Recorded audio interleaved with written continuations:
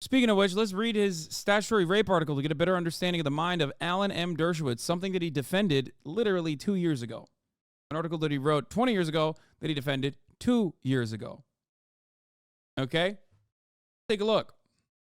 Although the most recent, first of all, the subheader says, Justice, if a 16-year-old can choose abortion, she should be able to choose to have sex. Although the most recent survey shows a slight decrease in teenage sex in the United States, it confirms the reality that the crime of statutory rape is rampant. According to the National Survey of Family Growth, nearly 1/4 of the women surveyed said they had sex before their 15th birthday. An additional 16.5% said they were between 15 and 16, and another 16.7% said they were between 16 and 17. Now, what's interesting about this, of course, is that who they're having sex with turns this from statutory rape to just teenagers having sex with other teenagers.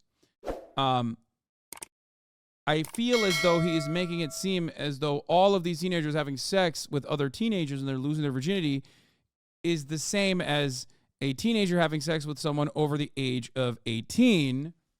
Okay. And even then, there are additional legal boundaries that protect people to ensure that, you know, if you're additional boundaries that protect people so that, you know, your high school sweetheart girlfriend doesn't land you in legal trouble when the moment that you turn 18 while she's 17. You know what I mean? That sort of thing. Romeo and Juliet laws. So what Alan is talking about here is already he's playing fast and loose with these definitions and what constitutes criminality. Every state makes it a serious crime for anyone to have sex with another person below a given age.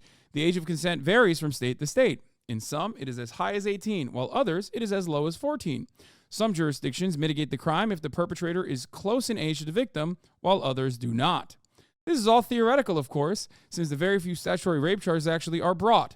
The laws, however, remain on the books, poised to be used selectively in certain kinds of high-visibility cases.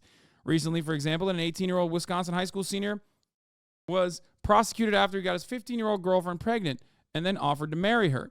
He faces 40 years in prison and a lifetime requirement that he register as a sex offender.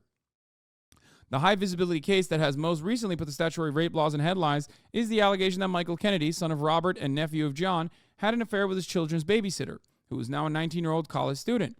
There is no hard evidence that there was a sexual encounter between Kennedy and the babysitter before her 16th birthday. In the absence of such evidence, there is no criminal case of statutory rape, and it seems unlikely that any such evidence will emerge, especially since neither the young woman nor her family seems eager to press charges. Now, I want you to understand something. Please, understand something. He's using edge cases and things that are supposed to be covered under the law or things that are barely covering under the law, okay?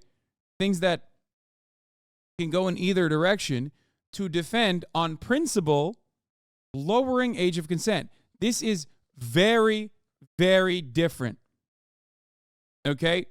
This is very different. Making an argument about lowering the age of consent laws, okay, across the board at the federal level by pointing to what pretty much everyone understands, unless you're like, I guess, a leftist who thinks that you shouldn't have sex until the age of 35 or whatever, okay, is ridiculous. Like he's using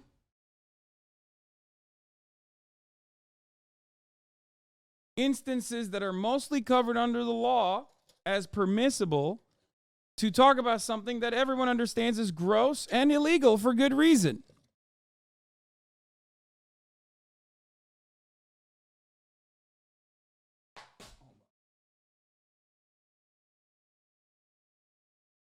Like I said, Alan here is doing reverse age gap discourse in the opposite direction.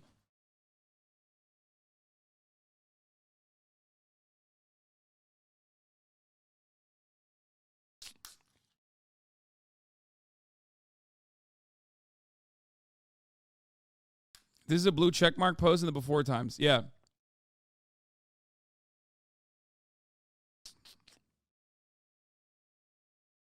Where was it? especially near the young woman or their family seems eager to press charges. By its nature, sex tends to be a private matter engaged in outside of the view of witnesses. In the absence of physical evidence, such as pregnancy or sexually transmitted disease, a charge of statutory rape generally requires testimony by the victim. But since the sex was consensual, it is rare that the victim will come forward. If the sex was not consensual, as it often is, not between older men and young girls, it is ordinary rape rather than statutory rape. He's literally saying statutory rape as a concept should be abolished because what if someone under the age of 18 is enjoying sex with an older man?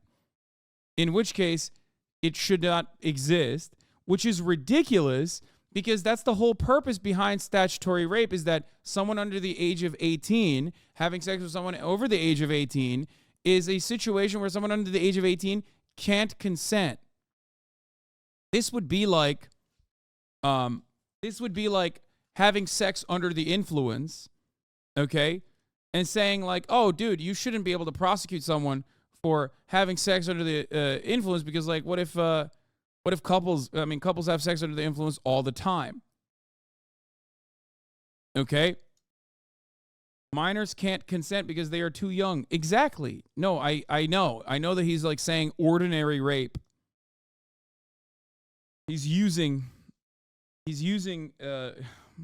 language such as ordinary rape.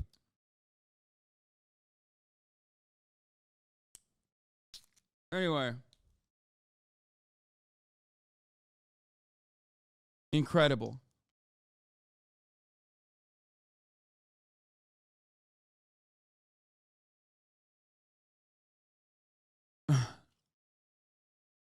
My favorite type of guy is like, Muhammad had a bunch of underage girls as lovers per the Quran. Thanks, chatter. He should go to jail. Got it. Like, what is wrong with Islamophobes? That's a Turkish Islamophobe, too. The worst kind of Reddit atheist. Oh, my Lord.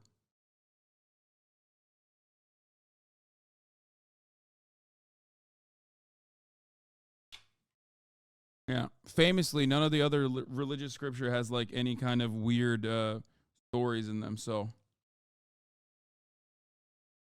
I mean.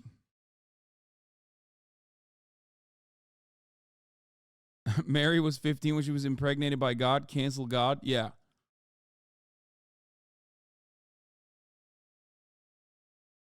Let's continue. I'm going to continue along with my New Year's resolutions of not responding to silly Billy chatters.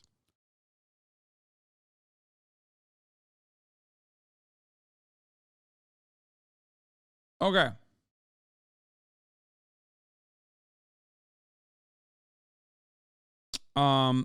Ordinary rape rather than statutory. Thus, 99% of cases of statutory rape are not prosecuted. This raises a fundamental question about the continuing legitimacy of statutory rape laws at a time when sex involving teenagers is so rampant and prosecution for statutory rape so selective. It is obvious that there must be criminal sanctions against sex with very young children. Why? What's the difference then? What's the difference in your argument then? He's literally saying actually a pedophilia. Okay? He's literally saying lower the cutoff because 15-year-olds can enjoy it. That is an insane argument to make. That is disgusting. Let's continue.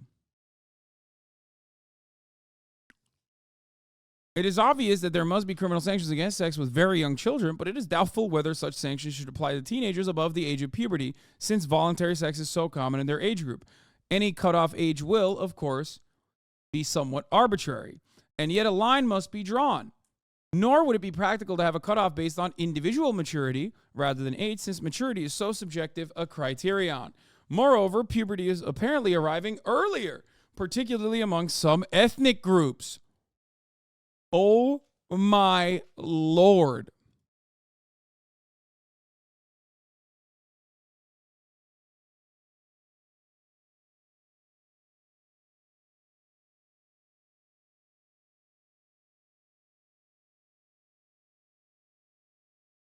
Based on the demographic criteria, the age of consent should be lowered. It certainly should not be as high as 17 or 16. Reasonable people can disagree over whether it should be as low as 14.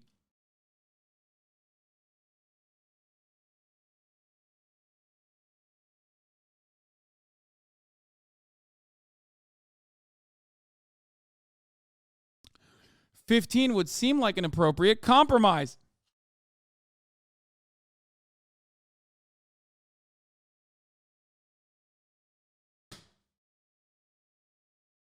Wow, he's so understanding, guys. He's even found an appropriate compromise, dude. That's cool. Thanks, Alan Dershowitz, for finding an appropriate compromise, arriving at an appropriate compromise at the age of 15. Perhaps there should be a staircasing below 15 with the penalty increasing inversely with the age of the victim. There may even be constitutional limitations on making the age of consent too high.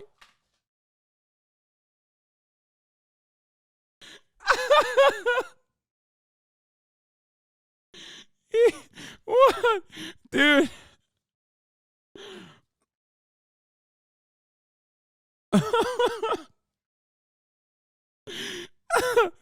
Oh, that's awesome.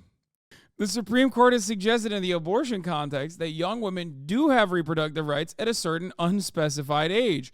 There are obvious differences between the right to choose whether to terminate an unwanted pregnancy and the right to have sex at all. The former requires a tragic choice between two different outcomes for a teenager, whereas the latter includes the preferred option, at least for young teenagers, of abstinence. But the Supreme Court's recognition of a young woman's right to choose abortion without interference from her parents or the state suggests a degree of autonomy that seems inconsistent with making it a felony to have sex with a mature, consenting 16-year-old.